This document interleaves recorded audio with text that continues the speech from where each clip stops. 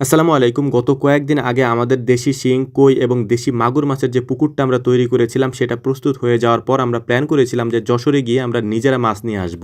বাংলাদেশের সবথেকে বড় পোনা মাছের আড়ত হচ্ছে যশোরের চাষরাতে। যদিও আমাদের বিলে ছাড়া মাছগুলিও ওখান থেকে নিয়ে আসা হয়েছে, তবে সেদিন আমার যাওয়া হয়নি। একেবারে ভোর থেকে নিয়ে বেলা 12টা পর্যন্ত ওখানে এই মাছের বাজারটা বসে। তবে সবথেকে ভালো হয় যদি একেবারে সকালে যাওয়া যায় বা ভোরে যাওয়া যায়। এই জন্যই মূলত আমরা একেবারে ভোর রাতে রওনা দিয়েছি, যাতে করে খুব সকালে গিয়ে আমরা সেখানে পৌঁছাতে পারি। অর্থাৎ আমাদের এখান থেকে 2 থেকে আড়াই ঘন্টার মতো সময় লাগতে পারে ওখানে পর্যন্ত পৌঁছাতে। তো এই জন্যই মূলত আমরা একটু ভোরে ভোরে রওনা দিয়েছি বা ভোর রাতের দিকে রওনা দিয়েছি। আলহামদুলিল্লাহ 2 ঘন্টার মতো আমাদের সময় লেগেছে এখানে পৌঁছাতে। এখানে পৌঁছে তারপর আমরা নাস্তা করে নিচ্ছিলাম। এখান থেকে নাস্তা করে তারপর আমরা যাব হচ্ছে ওইখানে যেখানে মাছের আড়তটা মূলত বসে। এখানে আসার পরে রাস্তার দুই পাশ দিয়ে সারি সারিভাবে মানুষজন বসে আছে মাছ নিয়ে। আমরা সেই মাছগুলি দেখতেছিলাম এবং আমাদের পছন্দের যে মাছগুলি আছে সেগুলি বাছাই করার চেষ্টা করছিলাম। আমরা মূলত এখান থেকে নিব হচ্ছে দেশি শিং মাছ, এর পাশাপাশি ভিয়েতনামি কই এবং আমরা কিছু দেশি মাগুর মাছ নিব। এই 3টা মাছই আমরা এখান থেকে দেখার চেষ্টা করছিলাম এবং পছন্দ করার চেষ্টা করছিলাম। এখানে আসার পর অনেক ভাইদের সাথে পরিচিত হলো, ওনাদের সাথে কথা বললাম, পরামর্শ নিলাম এবং পরামর্শ নিয়ে আমরা মাছগুলি দেখতেছিলাম। কারণ এটা একটা অবাক করার মতো কাণ্ড, যেহেতু আমাদের এরকম আগে পরে দেখা হয় নাই। এটার মূল একটা কারণ আছে, সেটা আমি আপনাদেরকে বলি। আমাদের এখান থেকে যখন আমরা মাছ কিনি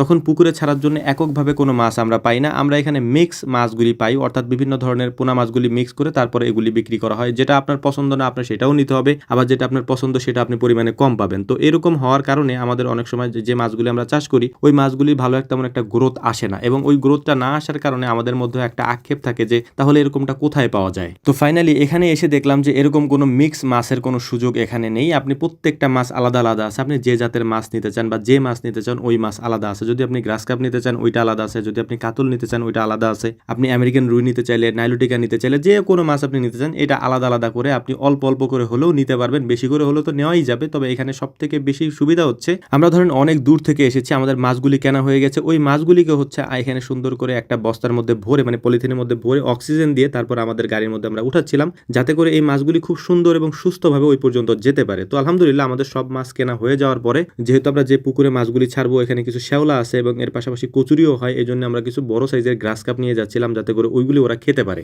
তো আলহামদুলিল্লাহ সমস্ত কাজগুলি শেষ করার পর আমরা যখন যাচ্ছিলাম তখন ইমন নাম করে এক ভাই দৌড়ে এসে আমাদের কিছু পোনা মাছ দিয়ে গেছেন, পাঙাশ মাছের কিছু পোনা গিফট হিসেবে। তো আমরা ওই মাছগুলিকেও অক্সিজেন দিয়ে তারপর আমাদের গাড়িতে তুলে নিয়েছি আলহামদুলিল্লাহ। ওখান থেকে আসার সময় খেয়াল করলাম যে হাল চাষ দেওয়া হচ্ছে, অর্থাৎ গরু দিয়ে তারপর মই দেওয়া হচ্ছে। এই জিনিসটা আমাদের এদিকে একেবারেই মানে বলা যায় যে বিরল একটা ব্যাপার, কারণ এটা অনেক আগে হয়তো আমাদের এখানে তো এখন হয়ই না। আর ধান চাষ যেহেতু আমাদের এদিকে হয় না, তাই দেখার জন্য নেমেছিলাম এবং সুন্দর করে আমরা দেখেছি আলহামদুলিল্লাহ। দীর্ঘ জার্নি করার পর আমরা মাছগুলি নিয়ে চলে এসেছি। মাছগুলিকে সুন্দর করে এখান থেকে নামিয়ে রাখছিলাম, কারণ গাড়ি থেকে নামিয়ে তারপর এখানে রেখে তারপর মূলত হচ্ছে আমরা পুকুরে ছাড়বো। একটা তাফাল বলি আমরা, এটার মধ্যে মাছগুলিকে প্রথমে ছেড়ে ও পরীক্ষা করতেছিলাম যে এর মধ্যে কোনো মাছ মারা গেছে কিনা। আলহামদুলিল্লাহ মাছগুলি খুবই সুস্থভাবে এসেছে। মাছগুলিকে আমরা ছেড়ে দিচ্ছিলাম এই পানিতে। তো এই ছোট্ট পুকুরটার জন্য আমরা 10,000 পিসের মতো মাছ এনেছি। এর মধ্যে ছিল কই, শিং এবং দেশি মাগুর। এই মাছগুলি ছাড়ার পাশাপাশি আমরা এখানে কিছু গ্রাস কাপও ছেড়েছি। তো এই কাজগুলি কমপ্লিট করার পর আমরা এখন বাড়ির দিকে যাব ইনশাআল্লাহ, কারণ আমরা একেবারে ভোর রাতের দিকে বের হয়েছি।